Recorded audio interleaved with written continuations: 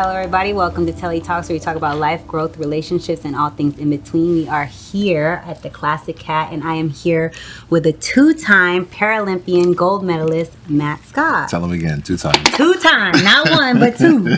How you doing? How are you doing? How was the trip? It's beautiful. Man, I wore a sweater to LA, and because it's November, and I didn't realize you had the sun still on. It's cold. I was tanning 2 days ago. Were you really? In San Francisco, it's still cold.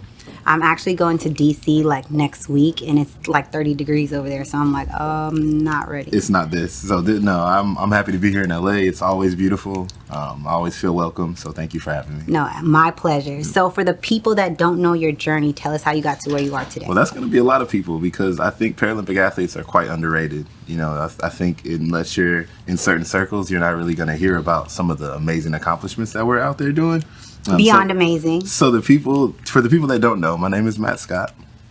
I am a 5-time Paralympian, 2-time gold medalist for Team USA's wheelchair basketball team. Congratulations. And I do this. I do this. Right? Absolutely. So I love it. I've been playing wheelchair basketball for pretty much my whole life. It's been something that has it's been my identity for a very long time.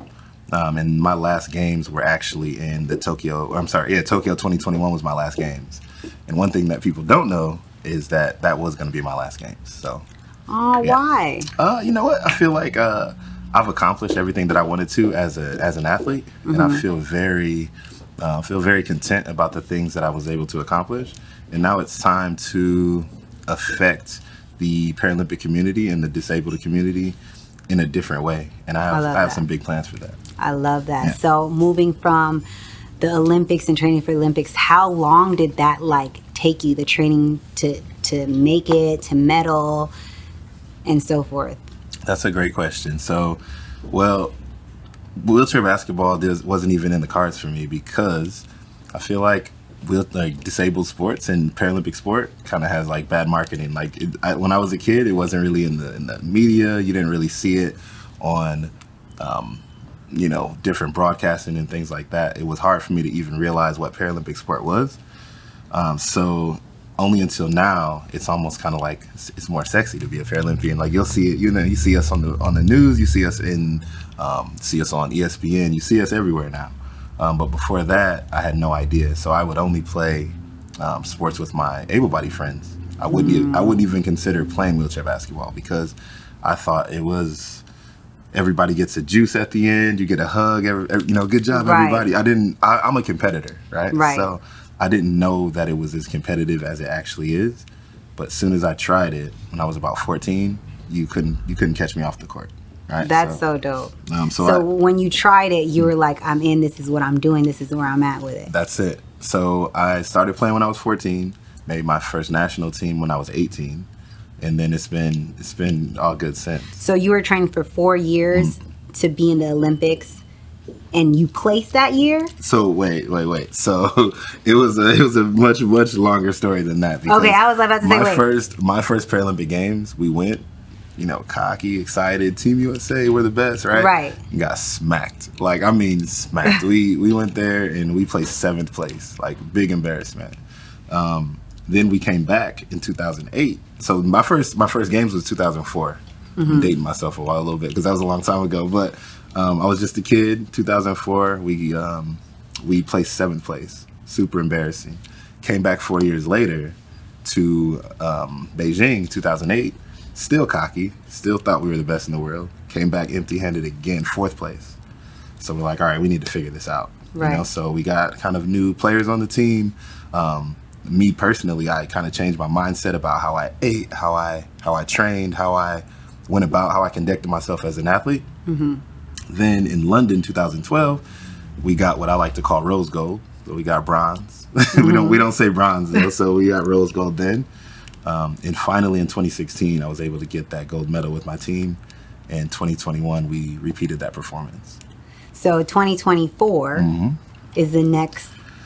You're at the point now where is it now you're just I'm done with it now, I want to retire, gold on top, and not try to get a three-peat, or you're just in the mindset of this is where I'm at now with it. I'm happy with my decision now. But then when 2024 comes around, the the mindset might change, because I feel like when the time is there, your mentality might change. That's true. Well, I will say this. I'm pretty firm in my decision. I'm very proud of my teammates, what they're doing now. And I think that Team USA does have an opportunity to get that three-peat. It's just not in my cards because I've made that decision for myself to take a step back and, like I said, kind of affect adaptive sports and at Paralympic sport in a different way. I really think that I have a good I've got a good mentality and a good mindset that I think that I can take the game somewhere different from a business perspective and from I really have some big plans. I got some big plans. So what's the difference between training for like an adaptive sport as opposed to like regular basketball training? That's a great question because I believe that I work just as hard as any athlete on an elite level. Any athlete that you meet, that he wakes up in the morning, he's thinking about his sport full time. Right. He eats that sport, he sleeps that sport. Absolutely. I put that much work and effort into my craft as well. What makes it different is that I also have to overcome a disability every day.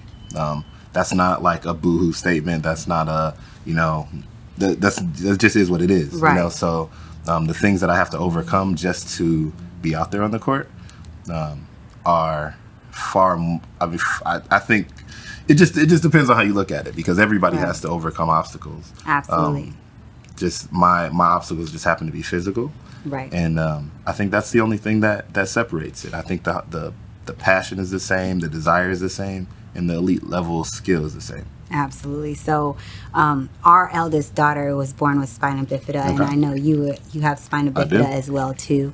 And she's fortunate to be able to walk. Her walk might not be normal, but I always say that I don't feel like she has a disability. I feel like she's able, just in a different way. I love that. And I just feel like when people are able in a different way, they can do it. They don't need your help, where you don't have to have pity on them. Exactly. And I just feel like they're resilient in their own manner. So I think I commend you for doing what you're doing, and what you're going to bring to the adaptive youth community is about to be a blessing. Yeah. And I look forward to seeing you do that. That's going to be so dope. Well, I commend you for that level of parenting, because I will say that in the space of having a disability and being in adaptive sports, you see a lot of like babying, and you see a lot of like, you try to put a bubble around your kids, no matter if they have a disability or not. You try to put a bubble around. She has chores too. Yeah, exactly. She's washing the dishes too. You know what? Like you kind of remind me of my mom in that, and that's really endearing because my mom was not. A story about my mom when she found out that I was going to have a disability, and everybody was like, oh, Matt's not going to be walking when you take him home. The first thing that she said is like, nobody's baby walks out of the hospital, so my baby's just fine. Leave me alone. Let me do my thing. Right.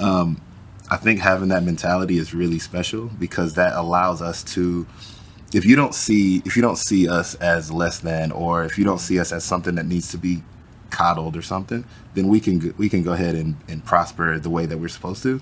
So absolutely. I just think that all humans, regardless, are going to be different anyways, whether you have different hair, whether you have different aesthetics, whatever it is, we're all human. We all bleed, shit, piss, all of that. Right. It's just, we're just different. That's right. That's all that it is. Doesn't mean that we're not able. And that's just how I look at it. It's just like, okay, now, you might be different, but guess what? You still got a bedtime. You still got to wash dishes. You still got to wash the kids. 100%. And that's all of that. So much for her. Yeah, and I just feel like it doesn't put her in a box of just, like we're shunning her out or she doesn't feel like a part because she is able with just a little bit more work. I love how you light up when you talk about her. That makes me happy too. Yeah, no, I just think it's dope, and she's grown so much, and she's still doing the things that like everyone else is. She's still cheerleading, and doing all the things that her brothers and sisters are doing. She's just a little bit shorter, or she might not walk the same, or she might learn a little bit longer than everyone else, but she's still going to be able to do it. So that I feel like is what everyone should push on people that they might not think are able to do things right away. You know, it doesn't mean that they can't. Like, it's not that you're not playing basketball. Right. You know, you're an Olympic medalist. You're just doing it, and that's all. And I just feel like, you know, I don't know if you know Zion Clark. I interviewed Zion, and, you know, like, I remember I had a party at my house, and there was a bar stool chair. Okay. And, you know, I was like, okay, he's going to do this on his own. I'm not going to be like, oh, let me give you my hand to help you up. And he got it. You know, same thing with Kanya. And I just feel like it makes them feel better when you don't, like, you know, give them that kind of, like, I guess, extra help. Like, they're not a baby. They're a grown individual. Absolutely. You know, so it's just like, I think that it's beautiful that they've been resilient in their situations as to you. Yeah.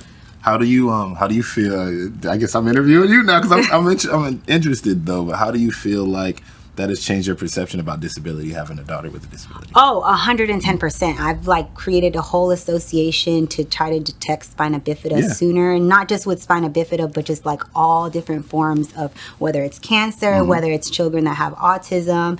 And I've just wanted to help where I'm able to help, whether that's monetary, whether that's awareness, whether that's just shining a light, whether that's just giving food, whether that's giving clothes, just donating where I'm able to. And I feel like it's changed in a sense of where it's like, I've always been a nurturing person. I come from, like, a medical background, so I've always, like, wanted to help, and I've always been nurturing. But I think that living with someone, having a child with someone that has a disability, it just makes it so you're more tentative and almost, like, aware of how they're feeling mentally, because it can be, you know, draining for them not to be able to keep up on everyone else's time. But as long as they know, like, hey, you could do this, it might just take a little bit longer, you know, but you could do this. You got legs, and you could walk down the stairs and wash the dishes, you know, just because you're not running as fast as them, you could still wash the dishes, girl. That's right. I don't want to hear I'm tired. I don't want to hear none of that shit. You washing the dishes, you know, and they're good kids. They're really, really good kids. And I just feel that, like, you know, at times, kids could be discouraged, and, you know, at times, like, they might, you know, feel a certain type of way, and that's every kid, not just, you know, specific kids. But I think that's just, like, you know, it starts in the household, how you raise your children, what morals and standards you embed in them. It starts there. Yep. That's huge. That's huge. And like you said, I mean, all kids get teased. All kids go through it, you know, so preparing us that way, and just showing us that we're not any different than any other kid, that goes a long way. My mother was the same. My mother was the same, especially, and I've got an older sister too. Like, shout out to Sharita. She oh man, she bullied me just like a big sister should. Yeah, you know, like I'm the eldest out of my siblings too, so I'm like, nah. My brother is, like, now my best friend, and, you know, he just left me not too long ago, so he lives in Vegas now, but it's like having him and being, like, his protector. And, you know, then I have twin sisters after that, and then I have a baby. Well, he's not a baby. Kobe is 7 now. So so it's like there's a whole bunch of us, and I'm the eldest. So as the eldest, you have to feel like you're, you know, someone they can look up to and stuff like that. So, but always also someone they can't play with too. No, and they know. They know, like, you know, play with the little ones, but don't play over here. Absolutely. Where it's like, and my brother he's funny. He's like a comedian in a sense. So he actually used to be my co-host for my podcast, and then he moved to Vegas. So I miss him. He was the funny one. I'm the more serious, like, more passionate, you know, try to get to know you. And he's like, man, fuck that shit. Like, what about this? What about the ladies? Like, how'd you back the ladies? You know, so, and then I've just more transitioned to, like, what is your relationship life like? Are you in the streets? Are you on the sidewalk? Where are you at with it, you know? So where are you at with your relationship? So I have a beautiful girlfriend that I live with in San Francisco. I love that. Yeah, we just moved to a beautiful penthouse place in San Francisco. I feel like, you know, I feel like we're doing good right now. I've been with her for about 4 years. We met in Germany. Dope. So one thing that another Is she German? So she was born in Berlin. Oh, dope. But she's Irish. That's crazy. But her dad is from America. It's a whole lot of things, right? So she does have an American passport, so we were able to move here with no problem. She lives there in San Francisco with me, holds me down. That's dope. I just recently launched a nonprofit foundation, and she's there to like help me be my checks and balances. And I love that. Yeah, she's a great girl, and she's always looking out for me. That's dope. Yeah. Shout out to the wifey. Shout out to Molly for sure. I love it. Yeah. I love it. So I lived in 4 different countries playing wheelchair basketball. Oh, dope. Yeah, so Germany was one of them. Germany was one of them. What were the other 3? So the first one was Turkey. I was there for 6 years. Loved it. It was awesome. Like learned the language, the food. They said Turkey's like New York. Vibe. It's a vibe. Yeah. Yeah. It's amazing. I heard there was like a lot of good shopping there. Shopping is good. Shopping's good. The food is good. And they have the hot air balloons there too, right? Yeah, Cappadocia. Yeah. I went there for my 30th birthday. Oh, it looks so beautiful. It is. That's one of the places I want to go. You should go. You should go. I definitely want to go to Turkey. Mm-hmm. It's like, I feel like now more people are going there and just making it bigger than, Absolutely. What it was. Right. So it's dope. Like, you would not looks like a postcard in pictures. So Istanbul is the city that I lived in. Mm-hmm. It's you got to take a flight to get to Cappadocia, where those hot air balloons are. How long is that flight? Maybe like an hour. Oh, that's not bad. It's not bad at all. It's beautiful. I would just say that Turkey is amazing. I moved from Turkey to Italy, and I lived in. I love Italy. Oh my God! I lived in Sardinia as well, which is like this really small, beautiful island. I lived there for 2 years, and then I moved from Italy to East Germany, which was so people ask me like, why did you make that move? It was like this really beautiful to like kind of cold, and but the basketball was better in Germany, so I went there, and then I moved from Germany to Spain, and then from Spain to San Francisco. Oh wow! Yeah, so now you're San Francisco for good. Yeah, you're settled there. You love it there. I did. I stopped playing ball professionally. I stopped playing ball full time. So I just kind of do it for fun. Why? What made you stop? Like, what took the passion away? No, the passion's still there. So I think in terms of being an athlete, I think that I've made some really good, like, strategic partnerships with, like, different corporations. I'm decent in the media, like I do okay, right? And I think that I can use my voice to really get eyes on the sport that I love. And I think that there weren't significant eyes on that sport when I played, and I think some of my best games and some of my best highlights and all that stuff were played in a room full of like our girlfriends and our friends, and, right. But I hope for the next generation that this stuff is just going to be everywhere, like Absolutely. People are going to be covering it. It's going to be full stadiums, and I think we deserve that. So 110%. I just feel like adaptive sports need to definitely be more recognized, because there is sports that I don't agree with at all. Yeah. And I hope they don't judge me for this, but like hobby horse. Okay. I mean, come on. Like, I'll tell you when I used to get offended. Hobby horse? I'll tell you when I used to get offended when we'll play a national championship game or a Paralympic game. And then you come home on like ESPN, and there'll be like a spelling bee or like a food eating competition. And no shade, like spell Ethiopia or whatever, spell whatever's hard to spell, right? But also like cover us too, because this is this is sport. 110. If you're gonna cover things like hot dog, who could eat the most hot dogs, and who could eat the most mayonnaise, like that's just, I feel like it's ridiculous when someone's really training to do something. Hobby horse. Yeah. I'm just I know I've like made it down the rabbit hole with hobby horse, because I mean I just don't see like realistically someone going to a store to find a stuffed animal on a stick and like legit prancing around training with this horse, trying to find the right horse. Let's do it. You need a teammate?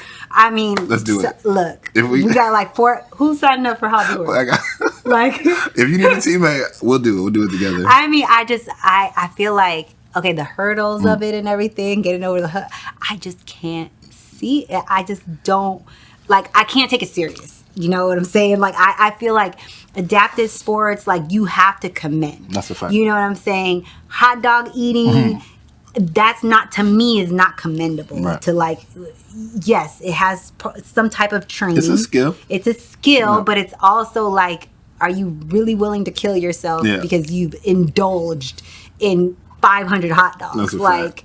That's a fact. And is this life? Is this like what we've made of life now? And again, I would never throw shade at somebody else's craft, Right. However, I used to just think like, man, I think that's more of a hobby, not a craft. Right. I feel like, with all due respect to the hot dog eating competition, right. Please. Because I don't want it to get don't come for me. You know what I'm saying? Don't come for me because I'm telling y'all eating too many hot dogs in 1 second and sitting. Okay. Oscar Mayer's not a sponsor of this show or anything like that. No, seriously. Right. So I just feel like like a hobby is cool. We all have them. We all have talents. I think that's a talent that you can Guinness Book of World Record.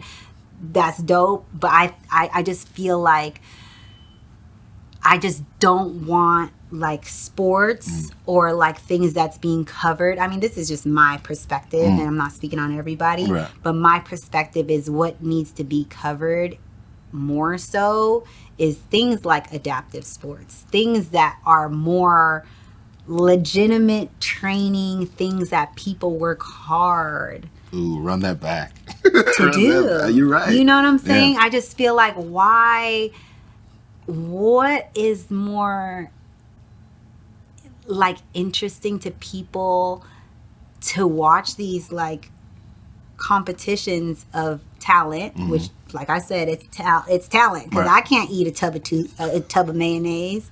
I would throw up. Have you tried it? No.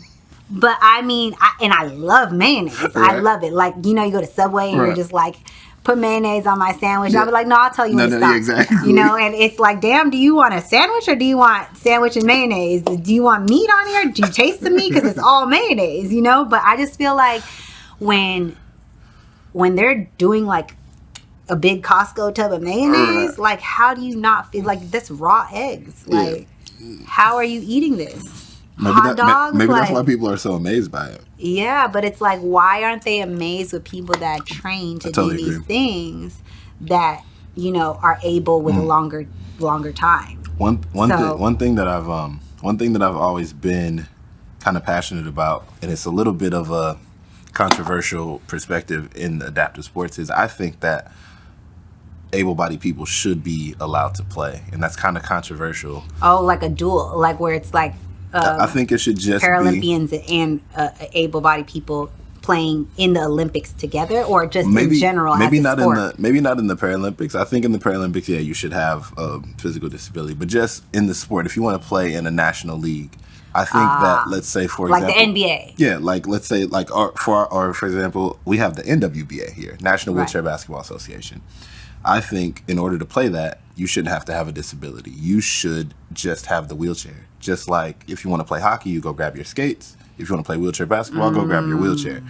I think the way that we exclude people a little bit kind of make like what makes them want to pay attention if they can't even participate. You get me? Right. So I feel like if you want to go, you don't know better, so you can't do better because you don't know how to. Exactly. Right. And it's like, you only give your attention to things that you're interested in. Why should your interest grow if you can't play?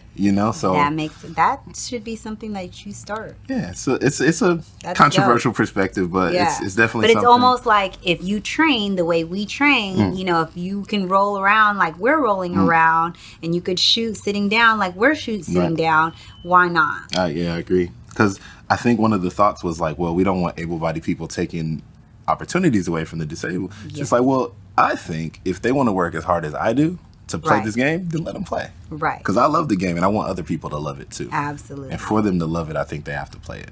Absolutely. So, the way that you're playing. The way that, exactly. Yeah. And they can't do that. Yeah. It's tough. Yeah. It's tough to shoot a basketball on feet, let alone sitting down when you're lower to the ground. I used to be. Did you? I used to be, I used to play in high school and middle school. Yeah. And then I ended up like getting pregnant at a young age and getting married at a young age. Lucky for you, lucky for the competitor. Right? So I just, I stopped, but, I have a basketball court at my house, so we play every now and then with the kids and just, have a good time with it. But I wish I still played like even in a team. Yeah, no doubt. And just keep getting that in where it's like you never lose it. It's just like riding a bike. You don't lose your shot or you don't lose your dribble. Right. or you don't lose your layup or whatever it is. That's and right. it's just like riding a bike. So I feel like, but you do get rusty, you know what I'm saying? So you do get rusty. Right. So I just feel like, you know, I'm at a point where I can't be like, oh, I'm a hooper, you know, but Once a hooper, I've been always there. a hooper. No, absolutely, absolutely. But I am, you know, I'm not about to say I'm LeBron or I could beat LeBron. You know what I'm saying? So I just feel like I can hoop, I can shoot, I can dribble, I could do a layup, I could have free throws on point, but I'm a little rusty. I would like to have more practice if I was to join a team competition sport. And then if you get that practice, you can take Brian for that to that 1-on-1. Yeah, I'm gonna try. I went to the game last night. You did? I went How to the was game it? last night. He wasn't playing. It broke my heart. That's my favorite player in the world. Yeah, both on and off the court. I love Bron. Everything that he's doing. Yeah. But no, he didn't play last night, so I was a little disappointed. Yeah. That sucks. It was alright. It was a fun game. You know what? It's crazy because like I remember I went to a game where we went to go see Kobe play, and then that unfortunate situation happened, but. It was just like seeing people that you want to play and growing up watching them on TV is a whole different feeling. Yeah, it's wild. It's crazy. It would have been dope if like he was playing and you got to meet him afterwards. I've never met Bron. I've met a lot of so playing on Team USA, we get a chance to cross paths with a lot of different athletes. I've met some really amazing NBA players. And who was your favorite? My favorite that I've met? That's a good question. I like some of these new guys. Like I did a Google commercial with Jalen Green. Super cool guy. Like, I mean, yeah, he was just cool. You know, it's just like I think that when you're a superstar, I think comes like a little bit of ego. Right. Just because like you're the man. Wherever you go, you're the man. Absolutely. And this guy just like didn't have an ounce of it. Like he was just like he's the man. You know, he's awesome, but he just was. Well, it's understood. Doesn't have to be explained. Yeah. And he was just cool. Like That's really dope. down to earth. I love that. Let me think of some other ones. That makes meeting people all the better when they're humanized, you know, where it's like, hey, I'm a human.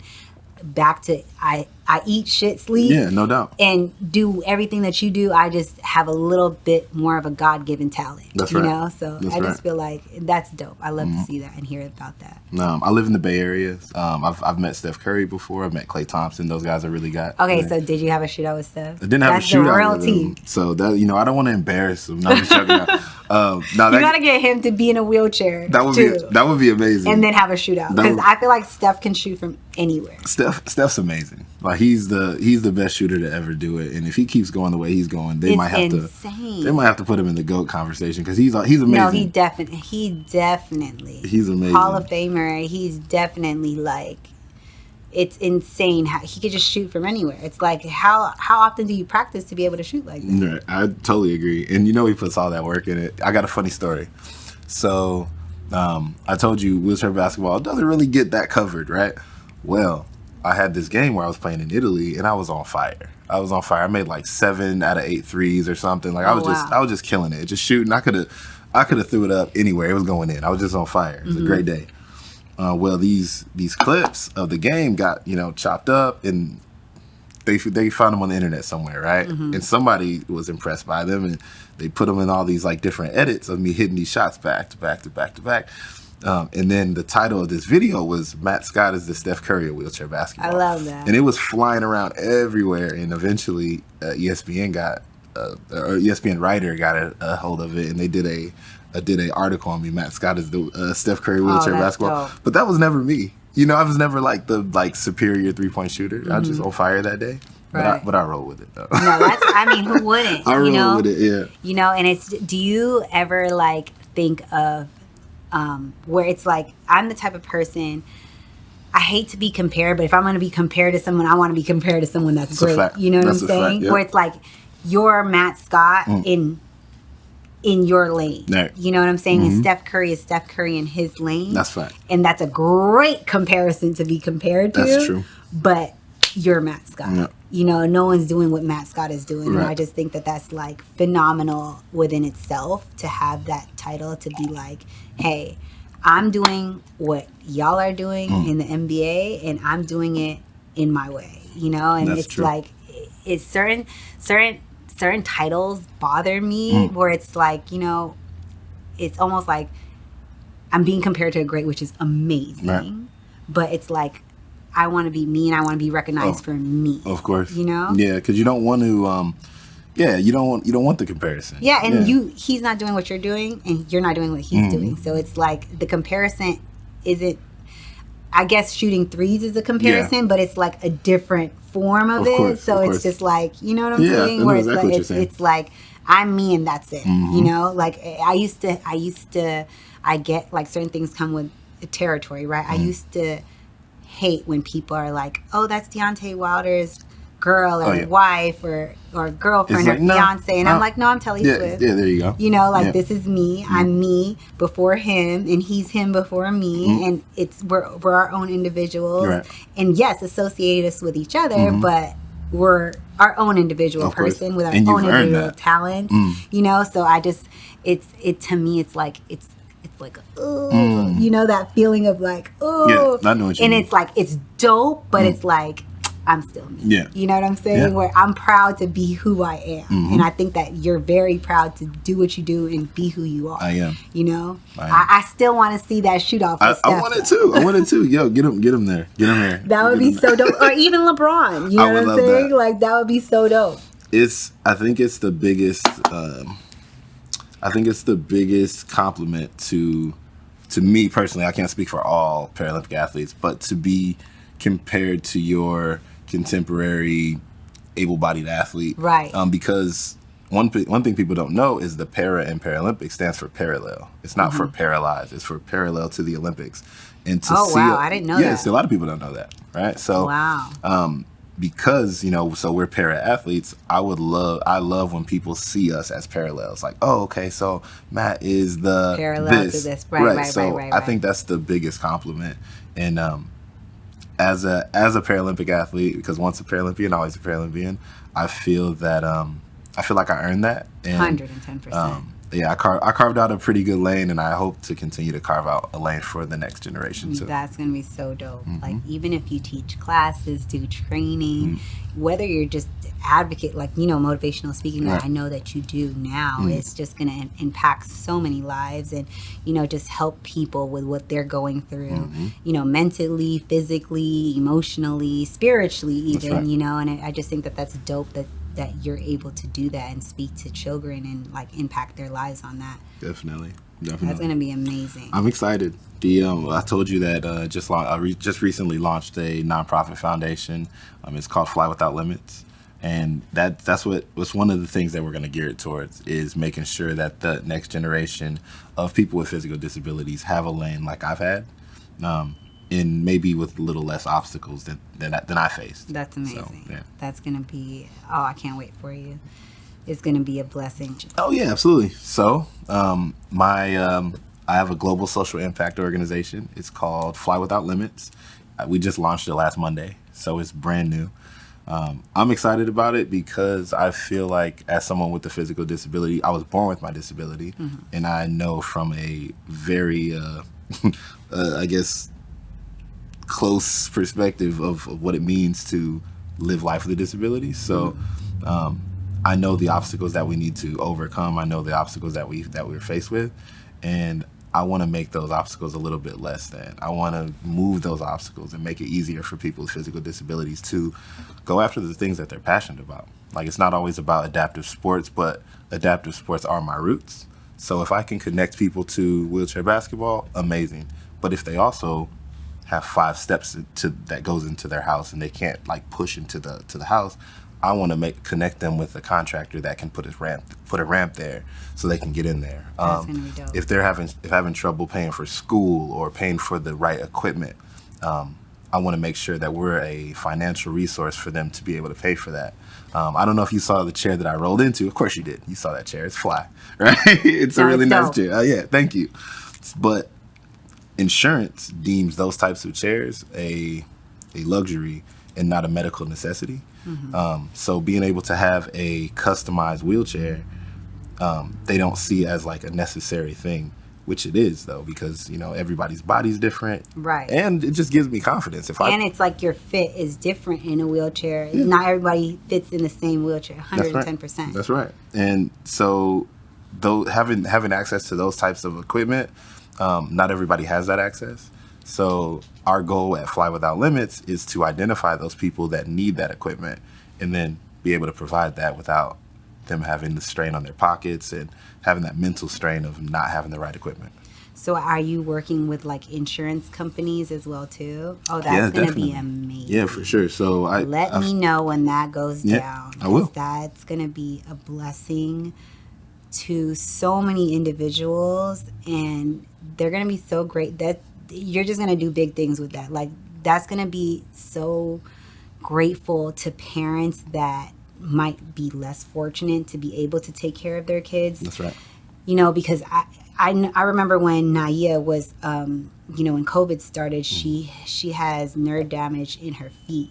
So anytime something happened to her feet, she had a cut on her feet, she couldn't feel it. So she had to do surgery, and she's been doing surgeries since she was a child. Okay. So she had to do surgeries, and, you know, majority of the time with COVID, the kids learned how to swim. And she was bedridden because she had these surgeries. So even after she was bedridden, we got her in the pool, right. You know, but it was just like that process of like going through surgeries and, you know, being in the bed, and it could just lead to, you know, just, you know, why am I here, and why, you know, why do I got, you know, but you know that the outcome of what you have to deal with now is going to be better for you later on. That's so right. I feel like when children have that like mentality of, I got to go through this and get through this, and when I get through this, I'll be resilient. That mindset of just embedding that in their head, like it's going to be okay, and you're doing this to be better, and when you're better, you could be great. That's right. You know, so it's like now when you hurt your feet, you can feel it a little bit more, you know? So I think it's just like a beautiful thing to have that, and, you know, just help people in general. That's right. You know, with anything, whether it's a ramp, whether it's a car, whether it's an automatic door, whether it's an elevator, whatever it may be. All the things. That's going to be so dope, Yeah. and it's going to be so helpful to so many families. I appreciate that. A blessing. Yeah. Oh, I can't wait. That's I the can't goal. wait. You know, as of right now, you know, we're, like you mentioned, we're partnering with some different people in different organizations so we can connect people to that equipment. But I want it to be. How's that process? Yeah, I mean, it's tough. Yeah, it's tough. I can but imagine. I think having that platform that I've had as being an athlete, because I'm an athlete first, you know. Right. That's who I am. Right. Adaptive sports made me who I am. So I've been able to get different strategic partnerships and sponsorships, and I've been able to utilize those as the kind of vehicle to get Fly Without Limits to the next Absolutely. level. And now, I guess as like my new title as like executive director, I hope to like make more partnerships and connections. Oh, that's going to be dope. Yeah. And do you golf at all? I just golfed for the first time like a month ago. What? Yeah, it's Okay, we fly. have golf tournaments. You got to come to our next I golf would tournament. please. Am I Yeah. invited? Yeah, absolutely. All right, then Absolutely. okay, I'll be there. It's going to be a time. You're going to enjoy it. We have everything there. Barber, hairstylist, coming. cigars, golfers. Yeah. We have lymphatic massages. We have B12 shots. See. Literally, it's No, beyond golf. I'm coming. It's beyond golf. Okay. It's a great time. Tattooing, like literally everything you could think of. That's incredible. It's a different caliber of golf tournaments, Okay. and you know we always do it for a good cause. So you know maybe we can collaborate on something and have, you know, a joint situation where, you know, we're doing it for your charity as well too. That would be amazing. Yeah, that Oh would my be. goodness. I would love to help. For sure. And just let me know. I will. Have you seen those? They're called the Paragolfer, where it like stands you up and you can golf. Yeah. So I did that for the first time, and when I did it, I had a good time doing it. But I had somebody like video me do it. And then when I watched the video back, it was really interesting for me because I've never seen myself like standing up before. So it's really kind of like taking me out. I remember making like an Instagram reel, like looking like, man, I'm pretty tall. Like, like So how tall do you stand when you stand up? when I stand, I'm like 5'6" or something. But my father, so if you see my wingspan, I got a 6'10" wingspan. Like, so my father, he was 6'8". Oh, He's wow. a big dude. So you'd have been like 6'10". I would have been a big dude. Yeah. So Yeah, it's crazy figure- because Naya is 18 and Ava, so D's 6'7", Naya is 18, Ava is 12. But Ava's tall. I'm 5'5". Okay. Ava's 12 and she's taller than me. And her feet are bigger than mine. And I'm like, girl, you know, and mind you, Naya, She's shorter than both of us. Okay. She's the one with spina bifida. Right. But I feel like if she didn't have spina bifida, she would be way taller. Yeah, absolutely. 110%. Yeah. That's one of the things, because it happens in our spinal cord, it kind of stunts that growth a little bit.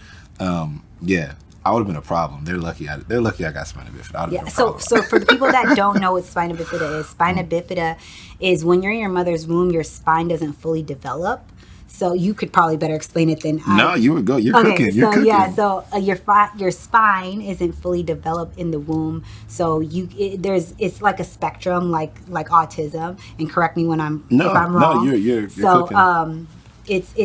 it's like a spectrum. So you can, there's some people that are in a wheelchair. There's some people that can walk. There's some people with leg braces. It's just a spectrum of how spina bifida affects that child in the womb. Exactly. And it all depends on where, because there's like a small opening when you're born where you're on your spinal cord, and depending on where that hole is, that's where you're affected. That's how the spectrum is. So if it starts way up here, then you could be potentially paralyzed.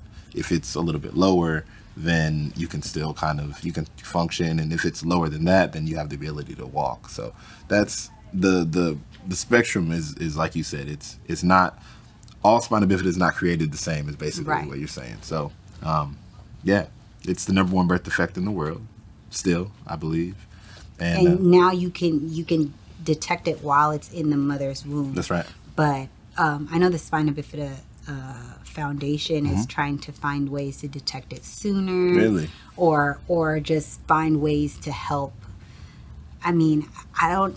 As far as preventative goes, I'm trying to figure out how they can prevent that. Right.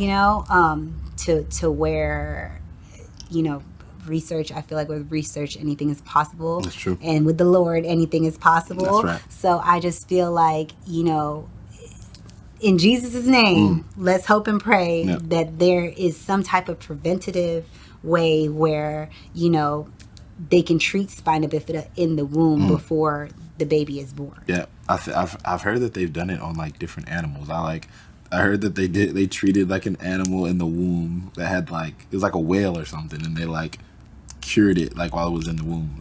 It's something crazy. I'll have to send you the link. A friend of mine sent it to me, and I'm like, oh, okay, that's interesting. I didn't know other species could have spina bifida, but apparently that is insane. A whale. So how so would they not be able to I don't even move their how does that work? Trust me, I don't even know. I'm like, wait. We're gonna how do they swim? We're gonna read this article together. No, I'm so curious now because I'm like, wait, if a whale has spina bifida and their vertebrae is on where their fin and their tail is, right? I'm assuming. Yeah. Because I don't know the anatomy of a whale. Do y'all know the anatomy of a whale? I'm like, okay, so I'm assuming it's from the fin to the tail or the head to the tail or whatever. I'm assuming would they be able to swim? I don't know. Maybe we just have to make its way through there a little bit. I don't know. I mean, if there's a will, there's a will. There's a way. I can't wait to show you that article. Somebody sent it to me. It was like, whales get spina bifida. That's insane. Yeah, absolutely. It's a little weird. I can see monkeys, or something with the anatomy of. I guess if you have bones, why? If you have a back, why not? I guess. Why not? Yeah, right. I would just think how would they swim? I don't know. I really don't know. Because wouldn't that? Yeah, that's the article I definitely want to look into. So, for everyone that comes on the show, we play this game, Would You Rather. I play with you, so you're not in the hot seat by yourself. All right. And we'll pick 4 cards each. Okay. Okay, that one's obviously showing. Okay. They didn't shuffle these properly because they're just Here, you want me to give them a little shuffle? Yeah, but I feel look, they're oh yeah, on both sides. I got you. Okay, so whatever we pick is going to be on the opposite side of that. So if we're picking from this pile. All right, we got to look on the other side. Yeah. All right, you first. Okay. Ladies first. All right. Would you rather every time you get a text, your phone makes the sound of a frog horn? Okay. Or every time you get a call, it plays the sound of a bagpipe? Ooh. Ooh. I think I would have to choose the bagpipe one because more people text than call anyway. So I would take the bagpipe one. That's easy. Yeah, agreed. Yeah. Okay, it's on you. It's on me. I think the last question is like the hardest question on here. The one that's like a question mark. Because it has like 4 different faces. Uh-oh. All right, here we go. Okay. Would you rather, this is actually kind of funny, and I'm curious now. Would you rather pay for everything in pennies? Oh my God, or that's forever. Pay for everything by check? You know what? I would rather pay by check because at least I'm writing it out and it's a one and done situation instead of counting. Like, what if you're buying something that's like $1,000? Yeah, exactly. Paying your mortgage or something. Yeah. Like, what if you're spending a lot of money and you're like, all right, 1 penny. You know, you just think of someone that's elderly and you're like, let me get my change out. And you're just like, let me count my... Sorry, honey, I got 98 cents for you. Even that, like 98 cents. But think if it's paying for something that's like thousands of dollars. No, that would be horrible. Like, pennies? I'm writing a check. I hate change. Yeah. I hate change. You know what's crazy? Yeah. Like, I have this, like, change. My daughter has a piggy bank, so I, like, we'll just put change in the piggy bank. And there's a place in my car where I have all the change. Right. And when I'm, like, at a drive-thru, I'm like, hold on, let me get the change. Because I'm, like, trying to get rid of it. Okay. But it's always there. You just collecting like, it. It's just, yeah. I used to collect them in like little jars and stuff and be like, oh yeah, this is gonna be really full and I'm gonna go turn it in. Nobody ever turns it in. No, it's crazy because they used to have this thing. The Coinstar. Yeah, the Coinstar. That was so much fun. Coinstars? I don't know if they do, but I used that to. Was like, no. I remember having, like, as a kid, having all this change. Oh, like, I'm going to Coinstar there, just dumping everything in, and it organizes it for you. Like, it was the shit. Yeah, it was. It was. So good. Okay. All right. Would you rather make animal cruelty illegal or reverse the effects of air pollution? That's a tough one. Reverse the effects on air pollution. What would that even mean? Like, if I reverse the effects of it? Like, no more pollution in the air. Oh, okay. Then, of course, I would want that. I don't want animals to be harmed. So you would rather help the air or help the animals? Oh, shoot. Okay. Now, all right. I understood that wrong. I'm going to have to help the animals. Right. You don't want Peter coming for us. No. Peter will come get you. Yeah, the government can do the air. We going to help the animals. All right. Ooh. Oh, man. All these things have happened. Okay, so... Would you rather have your wallet stolen while you're traveling, all right, or losing your wallet while you're traveling, or lose your passport in a foreign country? Ooh, I'd rather lose my wallet, even though I feel like there's so much things in my wallet. Absolutely. That I have that I'm like, okay, my debit card, my credit card, my ID, my license. But my passport is so valuable, right? In a foreign country, I'd rather lose my wallet. Like, at least if I lose my wallet, I can be like, okay, call and cancel my cards. But a passport, you can't leave. That's a fact. I lost my passport last year. And it's so hard to get it back. It is hard to get back. And you know what? Now that they gave it back, I'm on a limited one, so I don't even have it for 10 years. It's for 1 year now. What? Because I've lost multiple ones. Yeah. So now every year. So they do that when you lose your passport? If you lose it multiple times, they're just like, you don't deserve a passport. You're right. So, yeah, basically. So I've lost 2. And now 2 in the course of how long? In the course of like 4 years. All right, y'all, don't lose your passport. Don't lose your passport for real. So what happens when you finish, like, your passport? What do you mean when you finish? Like, you said you only have it for a limited time, so it's only 1 year? Yes, for 1 year. So I have to renew it every... So since this is the first time that I've had to do this, so maybe they'll do this to me one time and I'll renew it and maybe I can get it for 10. I don't know. But it appears to me that I have to renew it. Every year is insane. Yeah. That's crazy because I just renewed it this year and I renewed it this year and I didn't even go anywhere. I didn't go anywhere out of the country. So now I have to renew it just to go somewhere again. It does suck. So maybe I can appeal this. Yeah, or maybe just keep it in the safe until you go somewhere. You know what? So you don't lose it. You know what the annoying part was? Is I took it with me to Puerto Rico because I thought I needed it, and I lost it in Puerto Rico. And you don't even need it. Didn't even need it. Yeah. Crazy. Slap in the face. Okay. What's my thing? All right. Would you rather date someone with bad breath or bad manners? Ooh. Two people you can't take home to your mother. I'm going to go ahead with the bad manners. I've dated plenty of girls with bad manners. I can get over that.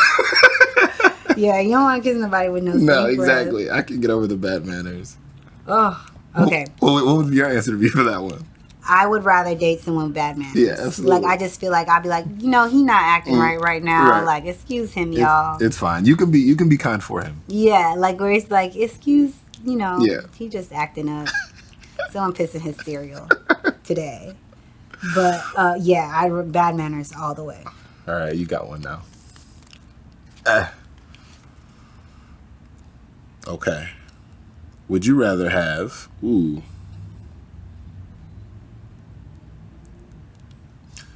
you rather be able to change your hairstyle just by thinking about it? Ooh, that would be a blessing. That'd be fire. Or be able to change your eye color at will. Ooh, I always imagine myself having a different eye color. Right. And, I feel like people with different eye colors, they're just more tantalizing. Yeah, for sure. It's you can look into their souls or something. You got some type of special power because you got lighter eyes. It's interesting. Yeah, it's definitely interesting. And they're just staring at their eyes. Right. But to do my hair. Just by thinking about it? Just by okay, I want a ponytail. Yeah. Boom. Ponytail. Yeah. Or boom, curly hair. Boom, straight hair. I would love that. Yeah, that's kind of even though shout out to my hairstylist, Nitty, would not probably like it, but girl, that's a power. She can come keep it fresh. No, back. She can lace up my edges and make sure I'm straight all the way. Okay. Would you rather I'm trying to think which one's the best one. I was gonna say I see the smile on your face. You're I'm trying to find a good one. Would you rather always have an ingrown toenail you can't fix? Okay. Or always have paper cuts on all fingers? Oh my God. One paper cut hurts. Yeah, on all my fingers. Wow, all my fingers. I'm a hooper too. Right, and ingrown toenails hurt too. I'm gonna have to take the ingrown toenail. I'd agree. Yeah. I'd agree. I eat too many Flamin' Hot Cheetos for paper cuts on. You can't do anything. No, absolutely not. That'd be terrible. I agree. Yeah. Oh, okay. It's on you. I'm digging in there. Is that cheating? No, you're good. All right, I'm gonna find one. Okay.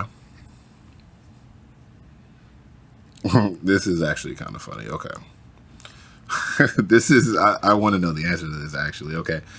Would you rather travel next to a baby that won't stop crying, like in an airplane, or travel next to a person who won't stop coughing? Baby that won't stop crying, only because they don't know better. That's so right. Why would they do better? That's right. And the person that just won't stop coughing, it's COVID. Don't nobody want to know COVID. Yeah. Some people don't cover their mouth. Some people don't wear a mask.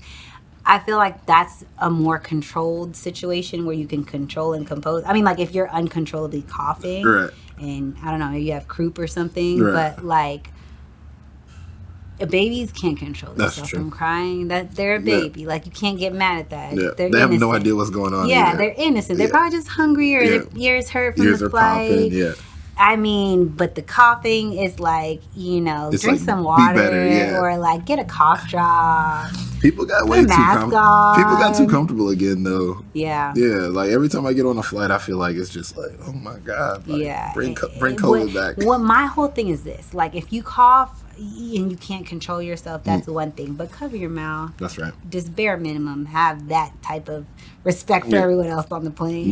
Yeah. We can't escape you. Yeah, it's just be composed, please. I totally agree. All right, I'm gonna do one last one. All right, let's see. All right.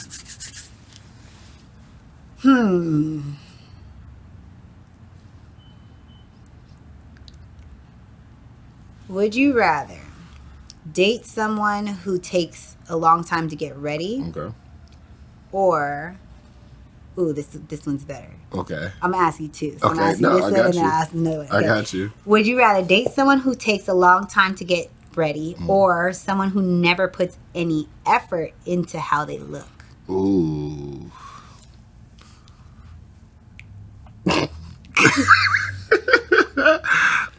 I mean, I think I would have to take a long time to get ready. Yeah, shout out to the girls that take a little bit of time to get ready, but and men appreciate it because we doing it for y'all and for us, but we doing it for y'all. That's a fact. Okay, I'm gonna let you go, and then I got my last, last question. I like digging to the bottom. It makes me feel like I got drum roll. Juice. Yeah, there some juice in there. That one's dumb.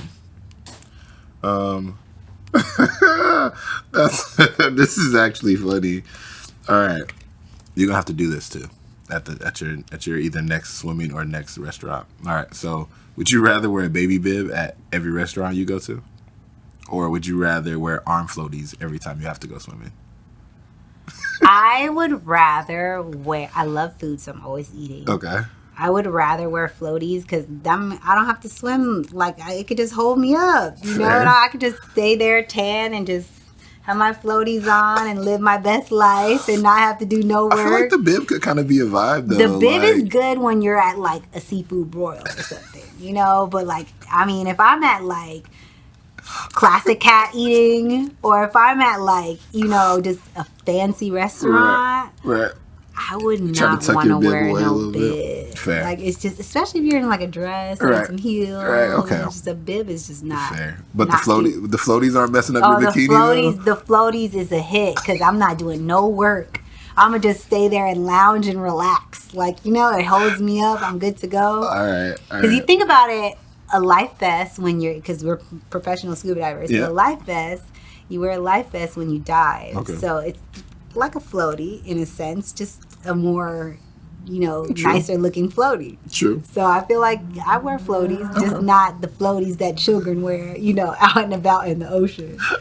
All right, last but not least. All right, I'm excited for this one. Would you rather eat snail mucus flavored ice cream or lick an ice pop made of swamp water?